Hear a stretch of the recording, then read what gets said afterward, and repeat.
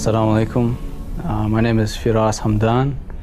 I study at the University of Michigan, Dearborn. I major in history and education, and inshallah I want to be a teacher one day. I grew up in Franklin County, Massachusetts. My mother is American. She's Christian, Protestant. Where I grew up, it was a very not Muslim friendly area. It was, complete Christian and Jewish background. Where I went to high school, I was the only Muslim or Arab, any ethnic person there. I think we didn't have, much diversity there. It was very typical, white American. My mother, she was a very devout Christian. So, she, I remember when I was a kid, she always had a Bible right next to her bed, on her nightstand. Every day, I'd go into her room and I'd see it there. And every now and then I'd look through a few verses here and there. And some would make sense to me, some not. I guess you could say, I was raised, more so in a Christian family. We celebrate Christmas every year. I still go home and buy presents for my brothers and sisters, my mom, everything, Easter, all of this stuff. My father, he's a Muslim, but I wasn't around him too much when I grew up. I was mostly around my mother. My mother actually worked at the same school I went to, the elementary school I went to. And my father, he worked nights mostly, so when I go to school, my dad is home. I wouldn't see him. When I come back, my dad is gone. So for the most part, I didn't get a good full exposure to Islam the way I could have. So for the most part, yeah, I was around my American mother. All my friends are American, Christian, or Jewish. So when I started, hearing a little bit about Islam during 9/11, I was like, okay, let me, look into this. Let's see how it is. I started, going on YouTube looking for debates between, Christians and Muslims. So that was pretty much the beginning right there. That's when I started, looking into Islam a lot. It took me a long time. It wasn't like a very quick, a one-day thing where like I heard this and all of a sudden I became Muslim. It took a while, it was not easy getting the Christian, ideas that I was brought up with and around. It's very tough when you grow up in an environment that is all, American, Christian, Jewish, or agnostic, or whatever you want to call it. It's very hard to go against it and believe in your own thing. And if you do believe in it, you kind of want to conceal it a little bit. You're like a little embarrassed sometimes to share this in front of friends, because they'll think, oh, he's like a terrorist, oh, he does this and that. So for a while, I'd say like a few years, from I'd say about age 11, 12 until about 14, 15, I was very confused, undecided. I still was holding on to this, belief Jesus might be God, because it's very scary when you think, if you don't believe in Jesus as the Son of God, you're going to go to hell for this. It scared me a lot, because you're taught this all the time, and you hear it all the time: original sin, original sin. But alhamdulillah, I kept researching and listening to all these lectures.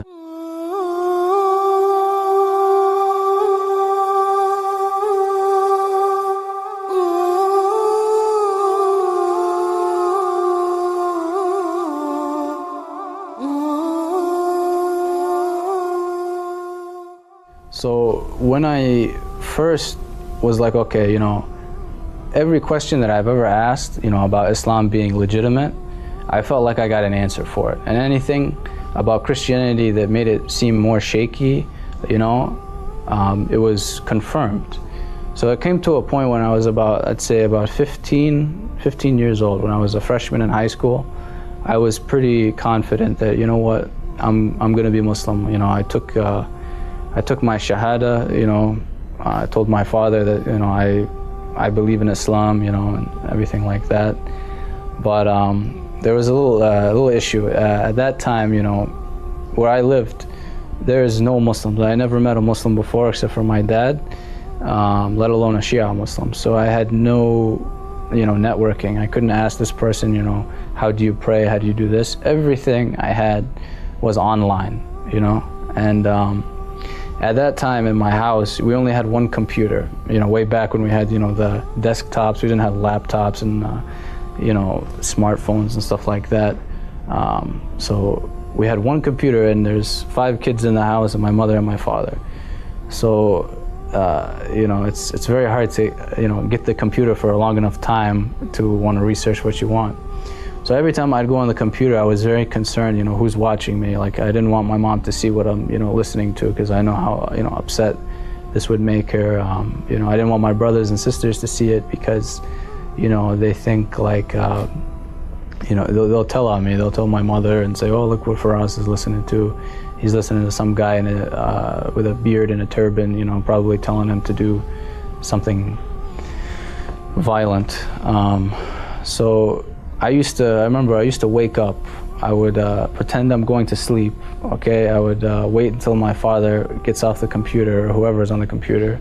I would go downstairs around like 2 a.m. and that's when I go and I start listening to lectures, just so I know nobody would see me, anybody in my family. I would listen to all these debates between, Christian priests and ministers and, Sunni Muslim scholars. And I did that for a long time. I remember my father would catch me and he'd be like, what are you doing? Go to bed. You have school in the morning. But I was addicted, honestly. I was very addicted. I wanted more and more knowledge, When you learn one thing, it makes you want to keep going and going and going, just the curiosity, it gets to you. So during that time, I was practicing as a Sunni because I didn't know any Shias. And all of the stuff that I found online was, from, Sunni websites, and I prayed like a Sunni, I did everything. It came down to, one time where my dad, I was talking with him, about some things, and my dad's like, no, this is not what, Shia do, this is what Sunnis do. I was like, well, how do you know what Shia is believing is right? He's like, it's just right, do it. Don't say this. It's a Sunni way. So I was like, okay, let me give, my dad's, he comes from a Shia background. Let me give his faith, a test. So I went online and I looked up Shia Islam.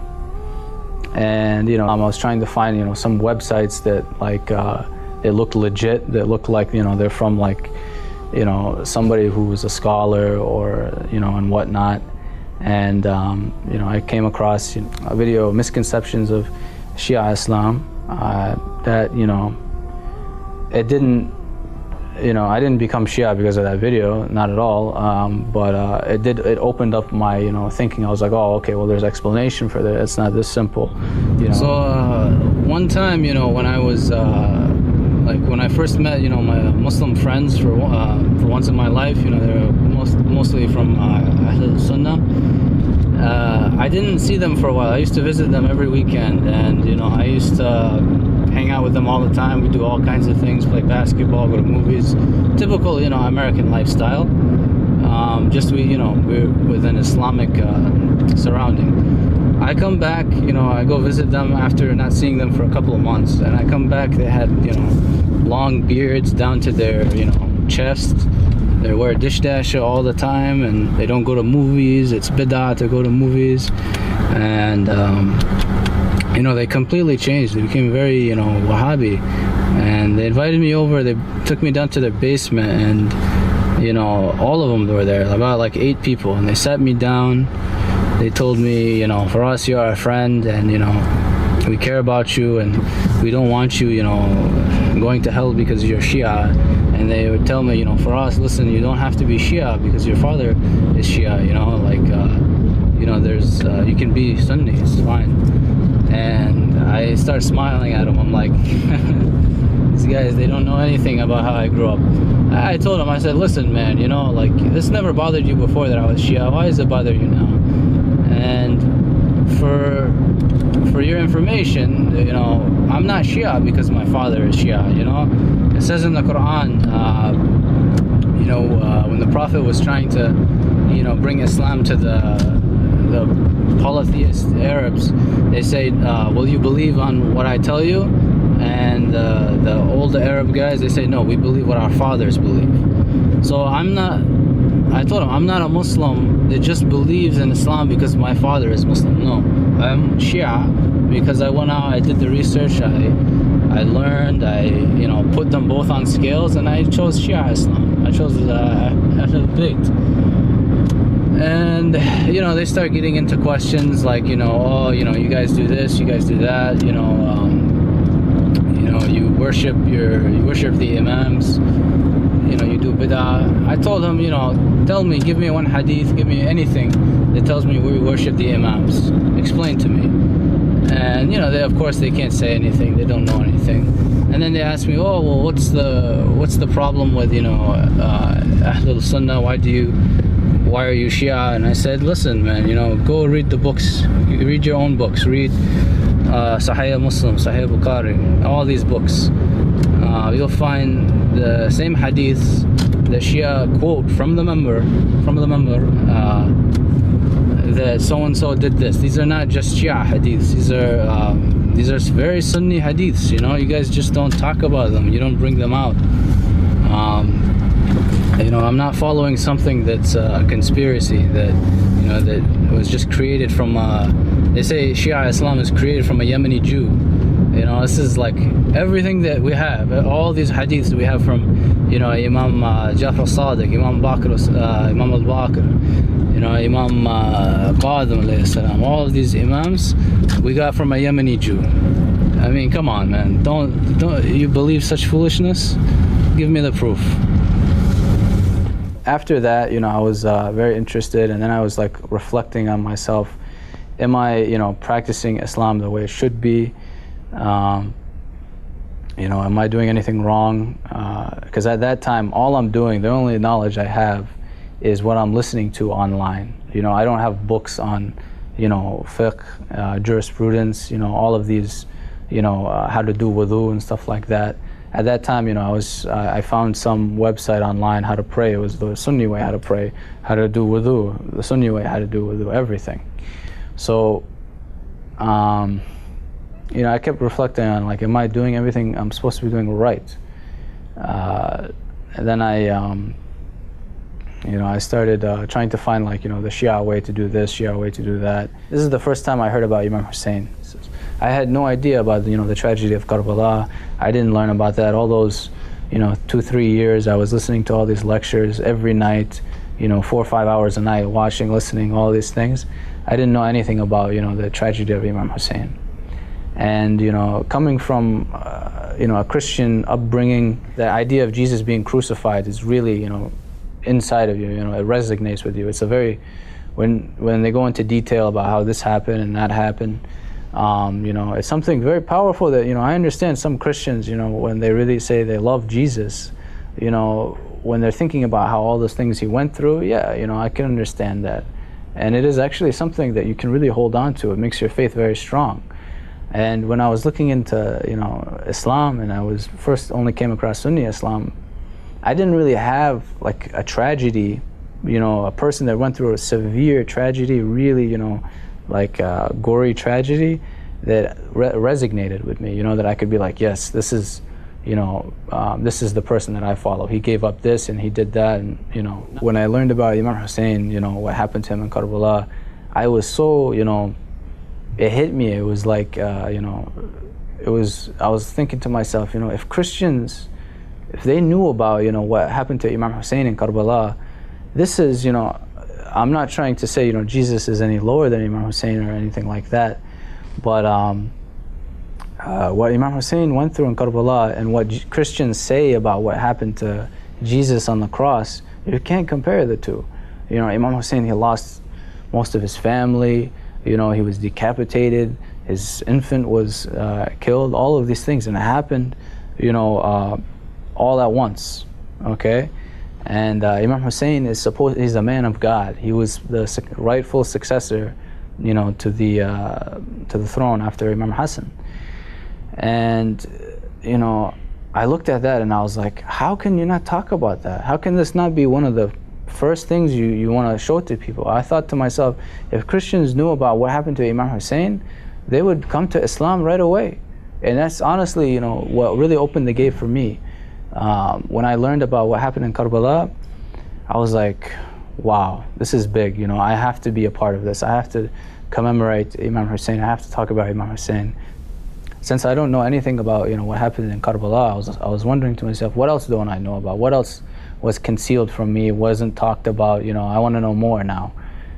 Because why is the Prophet's grandson, getting massacred by the so-called leader of the Islamic nation, and they're not talking about this, you know? And especially, he's the leader of the Islamic nation did this, and you're not saying anything about it. Okay, there's some problem going on here with the history. So I started researching, you know, about the history of Islam. I go into the Prophet's family because, you know, I just learned about Imam Hussein, you know, he was slaughtered. I want to know what else happened to the Prophet's family. And, you know, like from the lectures I've heard Sunnis talking about Shias, they would always say, you know, the Shias exaggerate, they only love the Prophet's family, da-da-da. So I was thinking to myself, I'm like, what causes them to have this severe love? Because they always talk about how they cry and all this stuff, and, you know, I was like, there has to be a reason for why are they crying, you know? What is this, you know, strong love that they have for, you know, Ahlul Bayt? I want to know. So I started looking, and then, you know, I came across, of course, Imam Ali alayhi salam, and you know, Imam Hussein is what brought me into Shia Islam. But Imam Ali, he's what really, you know, kept me. You know, Imam Ali, all of the hadith about him were so amazing, and again, you know, it made me very angry. You know, I'm hearing all of these beautiful hadith about Imam Ali, and they're not told. The character of Imam Ali is just so far superior to anyone else. You know, and I didn't understand, why is this not talked about? So that's what really got me into it. After Imam Ali, then I started looking into all of the Ahlul Bayt, and that's when I was like, okay, that's it. Now I'm going to take a second Shahada. Now I'm, you know, Ali and Waliyullah. It got me right there. And at this point, you know, I was around 18 years old, about a senior in high school. That's when I found out.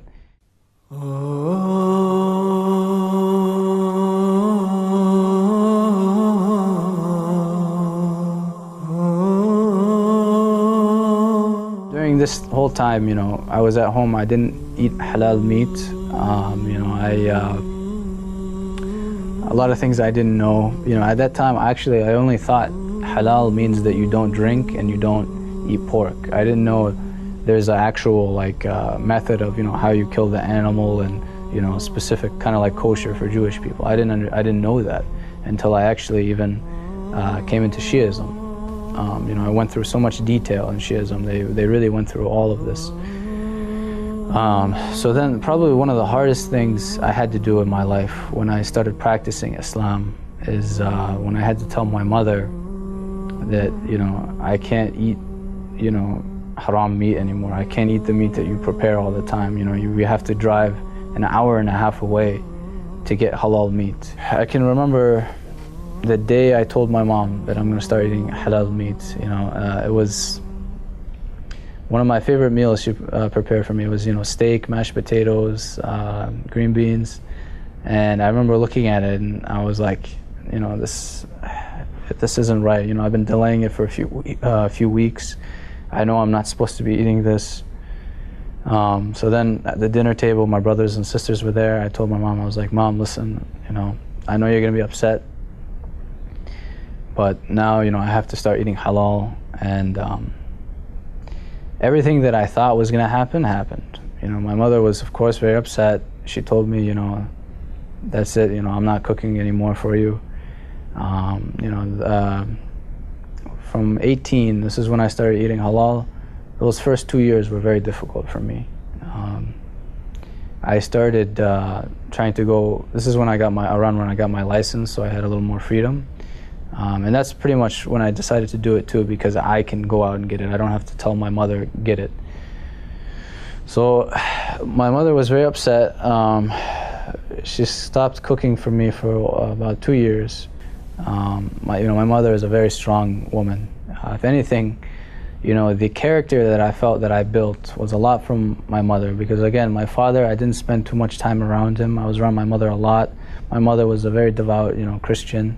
She had very strong morals, and she was a very strong woman. Nobody would tell my mom, do this and do that. My mom had a lot of respect for herself, I saw a lot of characteristics. After I learned about, Sayyida Zainab alayhi salam, I seen a lot of characteristics that, Sayyida Zainab had that my mother, also had too. So I guess you could say my mom, a lot of Islamic characteristics that I picked up, I actually picked it up from my mother, from being around my mother so much. She was a very moral person. She, would never lie, never cheat. She worked very hard. She had 5 kids.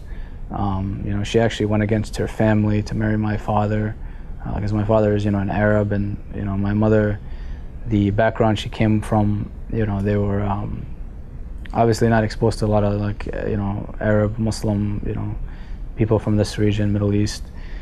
And my mom suffered a lot, went through a lot of struggle. And till this day, my mom has a very hard time thinking it, but I really respect and of course I love my mom. She did a lot for me and taught me a lot.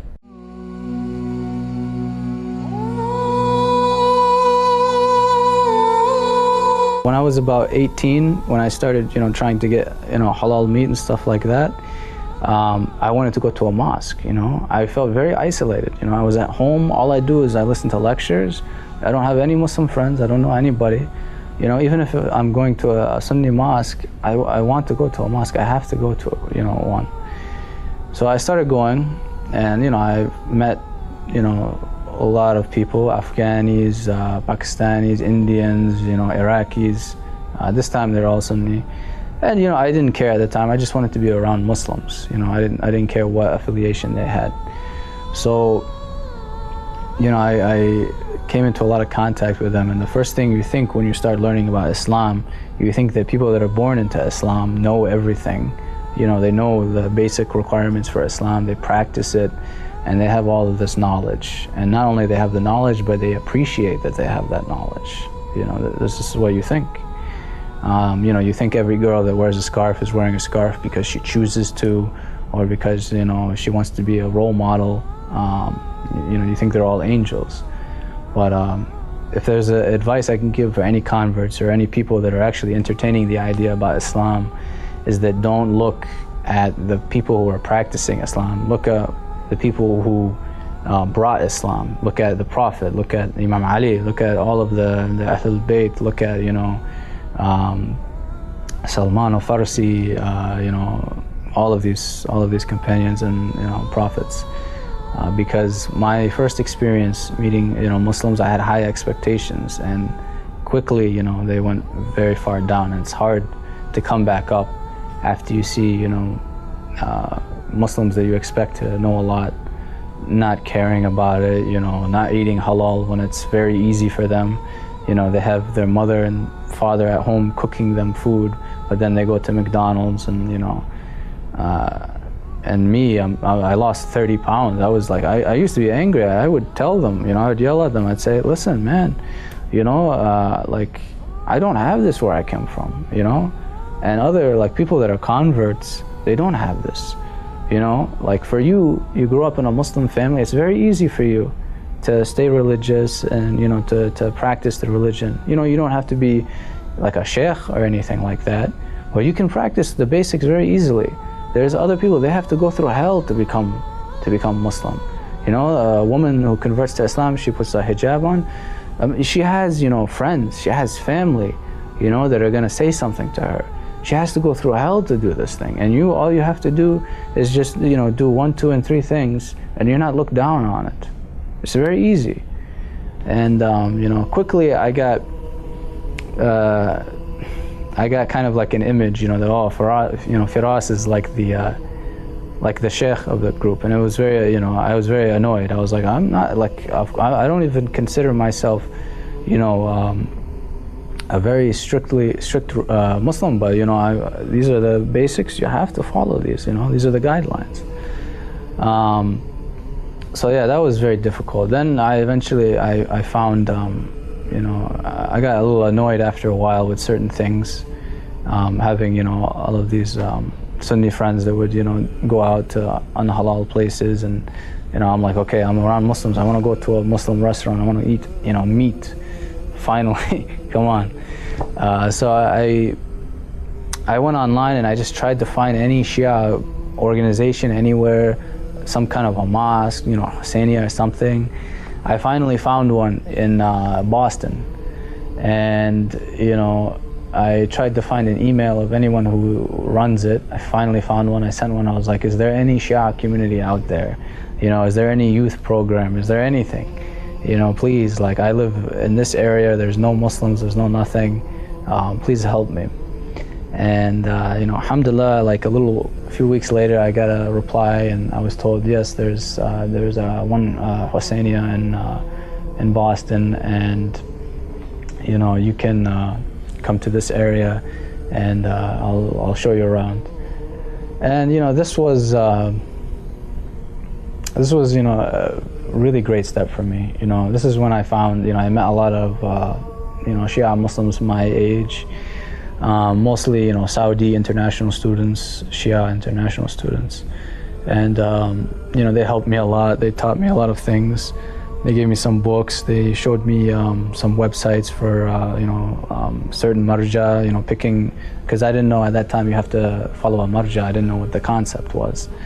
And they helped me with a lot of things, how to pray, do wudu and stuff like that. And once again, I got very addicted. I wanted to learn more and more. I bugged them very much. I was like, okay, when you pray, do you have to have your feet, you know, like together? Do they have to be apart? Very detailed, because, you know, I don't want to be looked at as like, you know, he doesn't know what he's doing. I want to practice it the right way.